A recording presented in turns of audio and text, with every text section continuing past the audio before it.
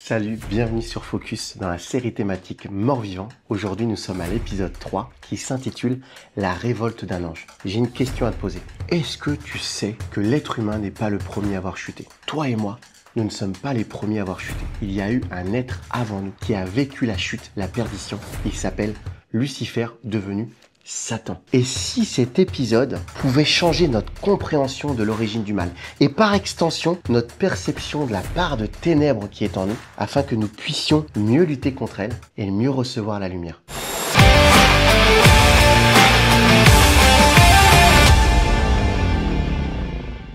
Tu es sur Focus avec Jonathan, enseignant de la parole de Dieu. On est au cœur de la série thématique Mort-Vivant. Rappelle-toi, cette série est là pour nous faire cheminer dans toutes les conditions que l'être humain a eues durant sa vie depuis sa création jusqu'à aujourd'hui. Et oui, l'être humain a été vivant, il a reçu la vie par Dieu dans le jardin d'Éden. Puis il a chuté, il est devenu mort spirituellement. Et aujourd'hui, il a à nouveau accès à la vie en Jésus-Christ. Mais il faut mieux appréhender tout ça pour mieux justement expérimenter notre condition d'aujourd'hui. Juste avant de continuer cet épisode, rappelle-toi, si tu nous suis, à la fin de chaque vidéo, je te propose un temps d'astuces bonus, des techniques, des petits outils pour mieux appréhender la parole de Dieu, toujours en lien avec l'épisode qu'on vient d'entendre. C'est important parce que tu vas pouvoir, à partir de ce que tu as entendu, mettre en place une technique, mettre en place une méthode, faire un petit exercice qui va te bénir, j'en suis certain. Alors reste bien avec moi jusqu'à la fin de la vidéo. Dans cet épisode 3, on va continuer à creuser la question de Lucifer devenu Satan. Rappelle-toi, à l'épisode numéro 2, nous avons vécu sa chronologie. Nous avons vu que la parole nous a montré tout son cheminement entre son statut de Lucifer dans le jardin d'Éden et Satan dans le désert devenu l'accusateur, le tentateur. Oui, mais qu'est-ce qui s'est passé? Qu'est-ce qui est entré en lui pour provoquer cette perdition et cette chute? C'est ce que nous allons voir maintenant même dans cet épisode numéro 3. Est-ce que tu es prêt à voyager à travers la parole de Dieu? Si oui, alors cette parole, elle est à côté de toi, elle est devant toi. Tu vas la chérir, tu vas poser tes yeux dessus, car tu vas être béni en pouvant regarder, lire toi aussi tous les versets que je vais te citer. N'hésite pas, tu mets pause, tu prends ton temps, tu vas dans la parole de Dieu. Il faut mieux prendre quelques secondes et appréhender la parole avec tes yeux posés dessus. Je t'assure, c'est une bénédiction. On est parti et on retourne dans ce passage d'Ézéchiel qui nous avait bien servi dans l'épisode numéro 2, le chapitre 28. Rappelle-toi, nous avions évoqué les versets 11, 12, 13 et 14. Là, on avait le tableau de Lucifer, le chérubin protecteur dans le jardin d'Éden, rempli de pierres précieuses. Et désormais, à partir du verset 15, avec les versets 16, 17 et même 18, nous allons voir un changement. Lucifer va devenir Satan à travers même ce passage et nous allons avoir plusieurs billes pour comprendre pourquoi. Qu'est-ce qui nous est dit? Au verset 15, il est écrit « Tu as été intègre dans tes voies, depuis le jour où tu fus créé jusqu'à celui où l'injustice a été trouvée chez toi. Par l'importance de ton commerce, tu as été rempli de violence et tu as péché. Je t'exclus de la montagne de Dieu et je te fais disparaître, chérubin protecteur, du milieu des pierres ardentes. Ton cœur est devenu arrogant à cause de ta beauté. Tu as corrompu ta sagesse par ta splendeur. Je te jette par terre, je te livre en spectacle au roi par la multitude de tes fautes, par l'injustice de ton commerce. Tu as profané tes sanctuaires, je fais sortir du milieu de toi un feu qui te dévore, je te réduis en cendres sur la terre, aux yeux de tous ceux qui te regardent. Waouh! Alors autant ça avait bien commencé pour Lucifer, autant ça part un petit peu en vrille. Et on va essayer de se dire, mais attends, comment c'est possible? Comment on peut passer de la lumière à l'ombre aussi rapidement, soudainement? Qu'est-ce qui peut permettre ça? La parole, elle vient nous éclairer à ce sujet. Merci Seigneur pour ta parole, merci pour ton esprit qui vient nous illuminer. Regarde ce qui est écrit. Partez du verset 15, on voit que l'injustice est trouvée au milieu de Lucifer. Pourquoi? On a deux éléments. Et on va commencer, et c'est le point numéro 1 de cet épisode, par l'un de ces deux éléments. Verset 17. Ton cœur est devenu arrogant à cause de ta beauté. Tu as corrompu ta sagesse par ta splendeur. Il s'agit de quoi? Il s'agit d'orgueil. Et oui, l'orgueil, tu sais, tu connais, il est souvent indiqué que Satan est le père de l'orgueil et à la racine de l'orgueil. Et c'est assez vrai. Mais qu'est-ce que l'orgueil? Commençons quand même par une bonne définition de l'orgueil. Eh bien, si je devais te le dire en une phrase, l'orgueil, c'est quand tu passes du regard porté sur Jésus, du regard porté vers le haut, du focus mis vers Dieu, un regard qui est porté sur toi, un regard qui est porté sur ton nombril. Tu sais, on appelle ça l'égocentrisme. L'ego, le moi, centré. Je suis centré sur moi. Et non plus le christocentrisme, c'est-à-dire le centre qui est mis sur Christ. On a un verset qui est très révélateur dans la parole de Dieu, de l'orgueil et de ce que ça provoque surtout. Regarde l'apôtre Pierre. Il est dans une barque et d'un seul coup, Jésus marche sur l'eau. Il sort de la barque, il marche sur l'eau parce que ses yeux sont mis sur Jésus. Et parce que ses yeux sont mis sur Jésus, il n'est plus à regarder sa condition, il n'est pas limité par des freins du style « je ne suis pas fait pour marcher sur l'eau ». Oh là là, je suis au milieu de l'océan, au milieu d'une tempête, est-ce que je peux vraiment marcher sur l'eau? Je vais me noyer. Non, il n'est pas sur ce regard-là, son regard est porté sur Dieu. Et quand notre regard est porté sur Dieu, on est capable de tout. Pourquoi? Parce qu'on est dans les lieux spirituels, on est dans les lieux célestes. Et alors, à partir du moment que nos regards sont sur les lieux célestes, eh ben, nous avons la capacité, la puissance des lieux célestes. Mais qu'est-ce qui se passe pour Pierre? Il y a un moment, son regard va changer.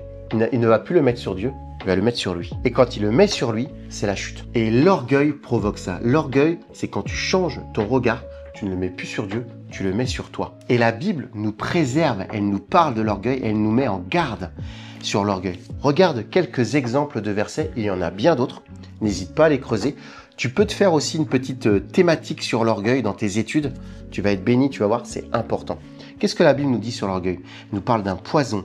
Jacques 4,6 nous dit déjà que Dieu résiste aux orgueilleux. Mais par contre, Dieu fait grâce aux humbles. Et tu vois, il fait grâce aux humbles, il fait grâce à ceux qui ont l'humilité de lever les yeux vers Dieu et de se dire non pas ma condition, mais la condition de Dieu. Ça, c'est l'humilité. Et par défaut, l'orgueil, c'est non pas la condition de Dieu, mais ma condition. Il y a d'autres versets comme 1 Jean 2,16 qui nous dit « Car tout ce qui est dans le monde, la convoitise de la chair, la convoitise des yeux et l'orgueil ne vient pas du Père. » Quand tu as l'orgueil, quand tu pratiques l'orgueil, quand tu te laisses submergé par l'orgueil, c'est pas quelque chose qui vient du Père, c'est quelque chose qui vient d'autre part. Si ça ne vient pas du Père, ça vient de qui? Il faut se poser la question. C'est le sujet de l'épisode aussi.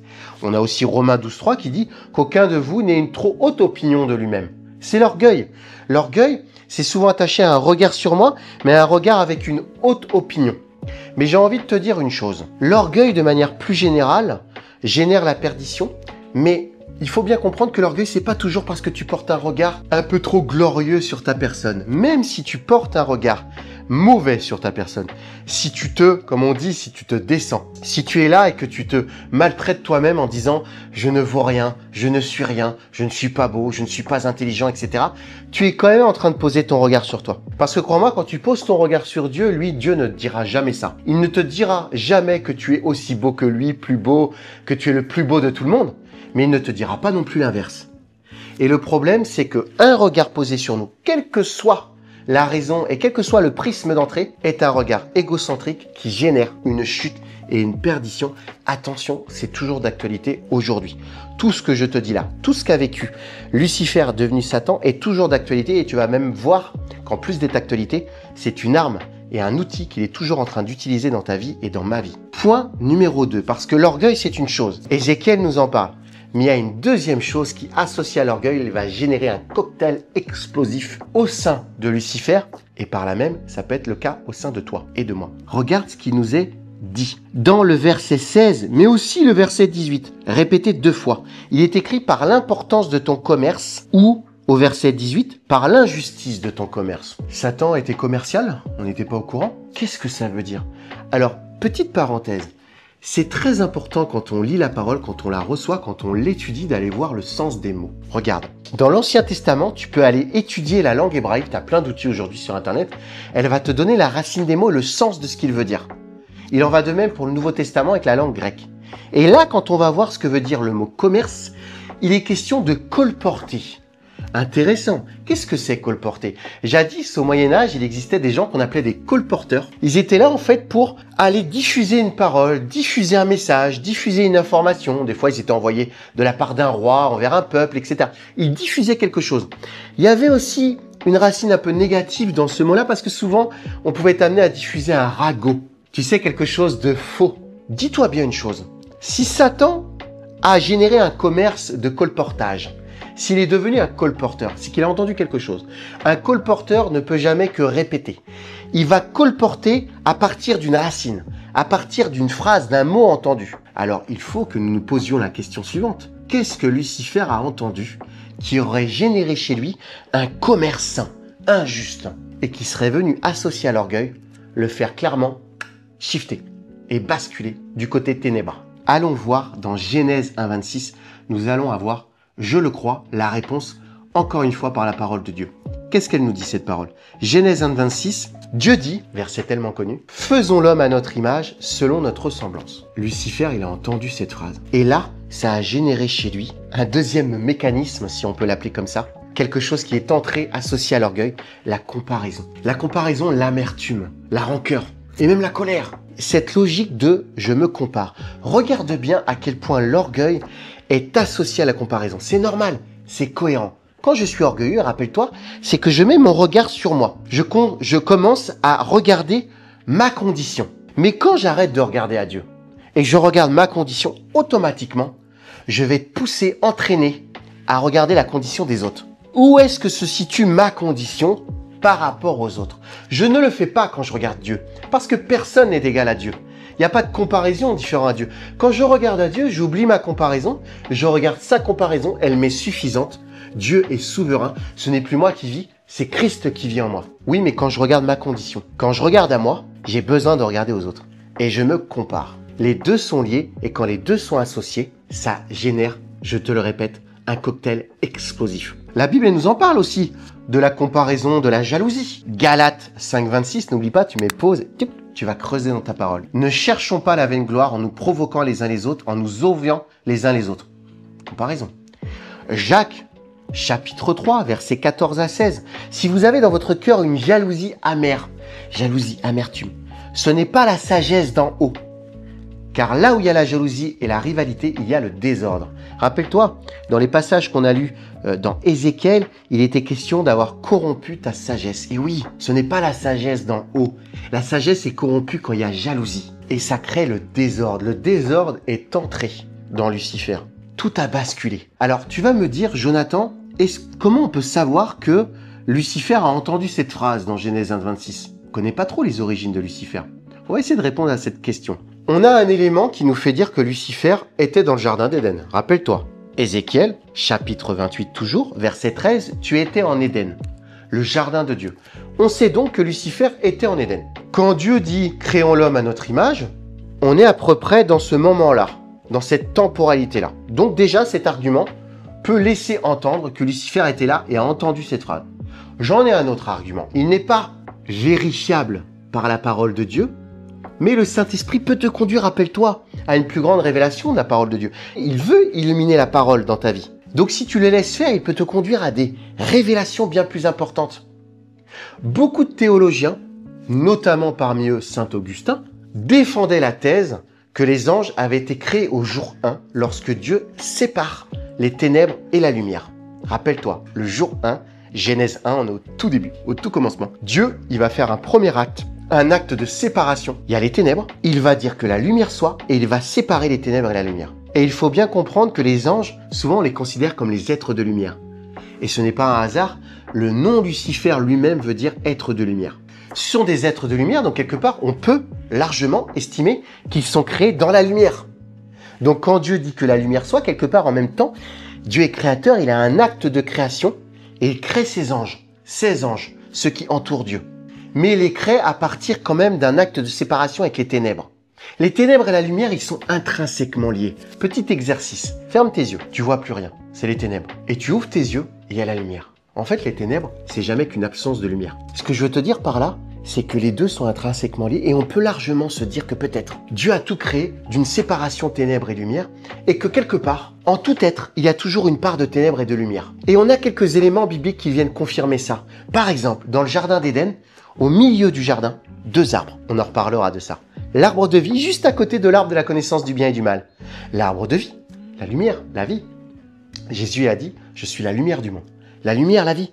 L'arbre de la connaissance du bien et du mal, l'arbre qui, si tu en manges, apporte la mort. La vie, la mort. Peut-être ça te rappelle un verset. Voici la vie, voici la mort. Je te laisse le chercher ce verset.